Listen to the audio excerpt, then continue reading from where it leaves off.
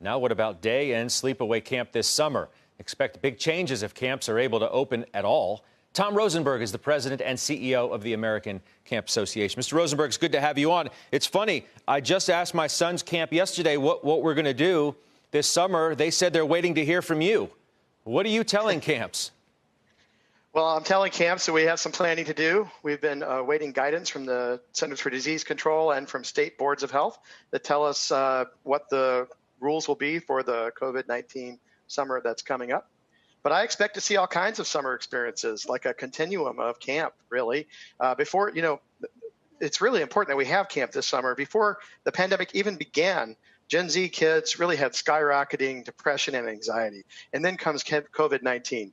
And really, if you think about it, Scott, there are two words in social distance, right? First, as parents, we had to help our kids learn to distance themselves from their friends. And then now, as parents, we're watching our kids starve themselves, socially and emotionally from their own identity. So that's where we come in at camp, right? We're trying to create connections. We're trying to help them reconnect with each other. We're trying to help them reconnect to adults and to themselves. So this summer, camp will look different. It may be even virtual for some, but those connections are going to happen. Yeah. And children will have joyful experiences that help them learn and grow with each other. And as a dad myself, like you, I can't wait. No, believe me, I want my kids to go to camp as much as they want to. I know how much they're looking forward to it. But how do you guarantee their safety when they're there? Well, it's a great question. As camp directors, as a camp director myself for many years, I know that the only way to engage and educate young people is if they feel emotionally and physically safe. And of course, if the parents don't feel that way either, you're in trouble. So we moved very quickly to define what safety looks like in 2020. So we put together an independent group of scientific experts to create best practices, really, for operating day and overnight camps in this COVID summer and beyond. And so basically, camp directors now will have resources to help them determine whether they can meet the standards that are being set by these scientific experts and by the CDC and by their state boards of health.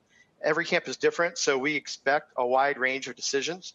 Some are going to operate in traditional ways, and others will choose a new path. So, for example, we've already seen camps that are creating inspiring new programs or virtual programs for children who are not able to attend camp because they're medically vulnerable. Mm-hmm. Not going to be the same for certain. Quickly, how are most camps off financially? Is everybody reliant on year-to-year cash flow for survival?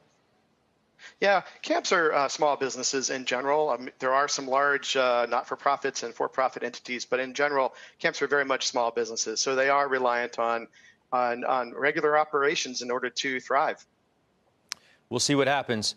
Well, I know a lot of kids out there are hopeful of going to camp this summer. Tom, I appreciate your time. Thank you. We're really hopeful. Thanks, Scott. Yep, you bet.